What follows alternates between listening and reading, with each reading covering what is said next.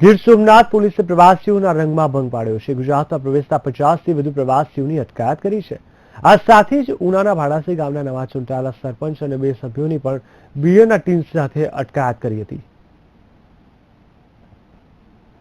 ગઈકાલથી લઈને અત્યાર બપોરે 4 વાગ્યા સુધીમાં કુલ 50થી વધારે લોકો વિરુદ્ધ પ્રોહિબિશનનો ગુનો દાખલ કરેલ છે। ગઈકાલે રાત્રે દીવ તરફથી આવતા નવા ચૂંટાયેલ ભાડાસી ગામના સરપંચ તથા 3 અન્ય ઇસમો દારૂ સાથે તેઓની ઇન્ડિકા કારમાં પકડાયેલ, તેઓ વિરુદ્ધ ગુનો દાખલ કરી અને આગળની કાર્યવાહી હાથ ધરેલ છે। અરવલ્લી જિલ્લાના શામળાજી ચેકપોસ્ટ ઉપરથી પોલીસે ગઈ રાત્રે 20 કરતા વધારે લોકોને દારૂ પીધેલી હાલતમાં પકડી પાડ્યા હતા। તમામ લોકો રાજસ્થાનથી 30+ બનાવીને દારૂ પીધેલી હાલતમાં ગુજરાતમાં પ્રવેશ કરી રહ્યા હતા। ત્યારે શામળાજી પોલીસ દ્વારા ચેકિંગમાં આ લોકો દારૂ પીધેલા ઝડપાઈ ગયા હતા, જેના કારણે શામળાજી પોલીસે ગુનો નોંધી કાયદેસરની કાર્યવાહી કરી હતી, જેથી દારૂ પીનારામાં ફફડાટ વ્યાપી ગયો હતો। મોટાભાગના દારૂ પીધેલા લોકો અમદાવાદના હોવાનું બહાર આવ્યું હતું।